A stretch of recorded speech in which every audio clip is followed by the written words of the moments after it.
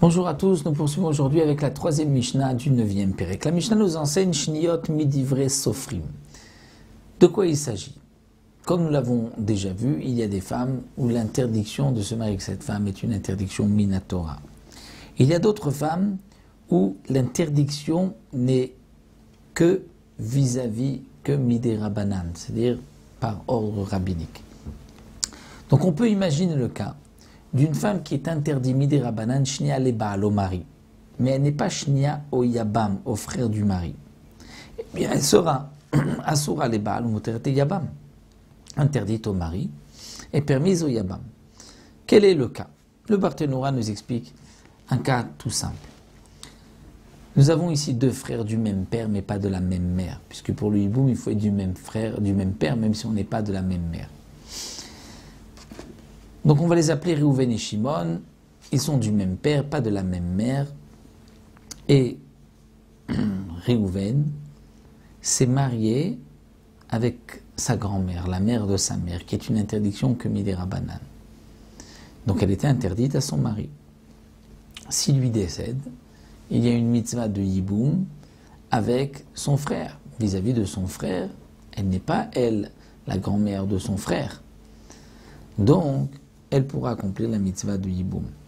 Donc, puisque ce n'était qu'une interdiction midera banan, le mariage est valable. C'est vrai qu'ils n'ont pas le droit de vivre ensemble, puisque c'est une interdiction midera banan, mais le mariage est valable et donc il y a une obligation de yiboum. Donc, elle est interdite à son mari, mais elle sera permise au yabam. Dans le cas inverse, shnia le yabam, velo shnia la baal, asura le yabam, muteret la baal. Un homme a épousé la grand-mère de son frère. Lui n'a pas d'interdiction de l'épouser, mais son frère, s'il lui décède, ne pourra pas faire yiboum. Donc elle est interdite au yabam, mais elle est permise à son mari. Il peut y avoir un cas de shnia lazé velazé, où elle est la grand-mère des deux, ils sont frères du même père et de la même mère. Alors asura lazé velazé sera interdite et à l'un et à l'autre. La Mishnah poursuit et nous dit en la, c'est-à-dire une shnia en général, une femme qui est interdite à son mari par une interdiction midera banan, par ordre rabbinique. Donc les chachamim vont dire à cette femme, à cet homme-là, tu t'es marié avec une femme qui t'est interdite, tu dois divorcer. Au moment du divorce, est-ce qu'elle a tous ses droits comme un divorce normal? Est-ce qu'elle aura sa ktuba? Alors le Tana nous dit non. En la l'oktuba. Elle ne recevra pas les 200 de sa ktuba.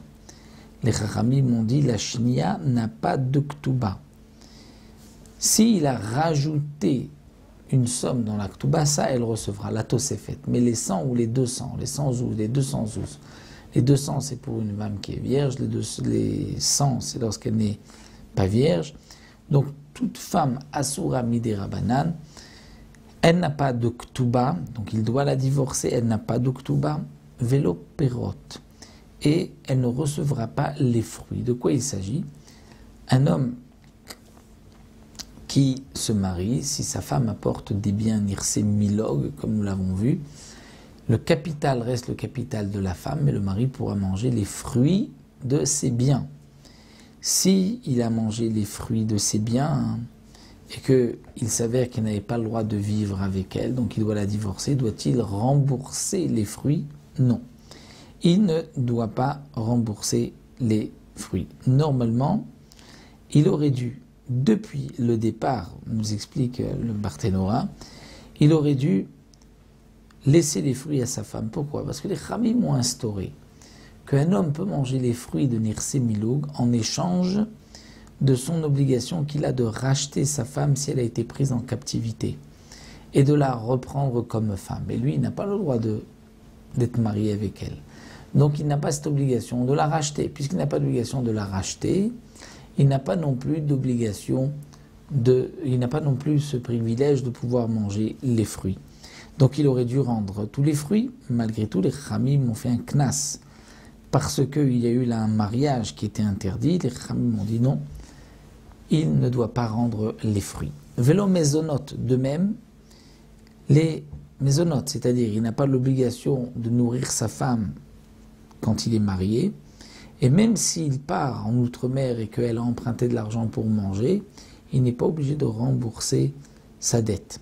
Vélo Belaot, il n'a pas non plus les Belaot, c'est-à-dire les habits qui sont abîmés, il n'a pas non plus l'obligation de les rendre à sa femme. C'est-à-dire que si sa femme a apporté des biens nirsémilog et que lui en a profité, des habits qui se sont abîmés, normalement il doit rendre cela à sa femme puisque le capital est à sa femme. Non, il ne rend pas.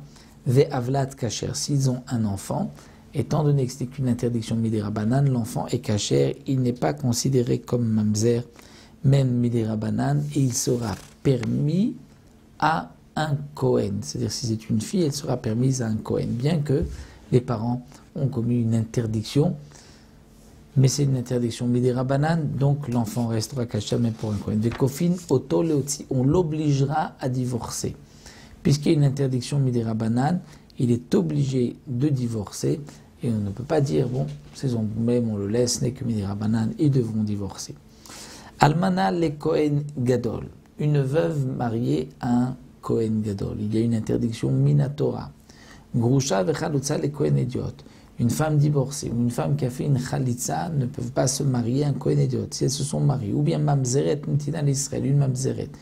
Une femme, donc mamzeret, bâtard, une netina l'Israël, ou bien une netina qui vient du peuple des Givonim, qui s'est marié l'Israël avec un Israël. Il y a une interdiction là aussi minatora. Ou bat Israël natin mamzer, c'est le contraire. Bat Israël marié un natin ou un mamzer, c'est une interdiction minatora.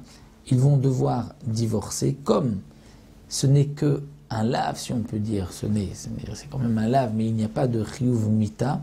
Donc les kiddushin qui ont été donnés sont quand même valables. Et cette femme a besoin d'un get. Puisqu'il y a un get, est-ce qu'elle a une ktuba? Oui, yesh la em ktuba. Puisqu'il s'est engagé au moment du mariage. Alors comment se fait-il qu'une femme où il y a une interdiction midirabanan, il n'y a pas de ktuba? Et si l'interdiction minatora, il y a une ktuba? C'est qu'en vérité, elle a le droit à une ktuba.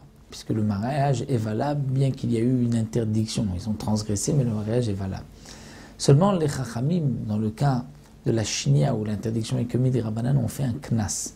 Pour ne pas que ça soit léger aux yeux des gens, une interdiction des rabbanan, ils ont dit attention, si tu te maries, sache que tu n'auras pas tes droits et il n'y a pas de ktuba. Mais pour les interdictions minatora, les chachamim n'ont pas pensé qu'il était nécessaire de faire un knas supplémentaire, puisque de toute manière, c'est une interdiction minatora. Donc voici pour cette nouvelle Mishnah. On se retrouvera Bezrat Hashem pour une prochaine Mishnah.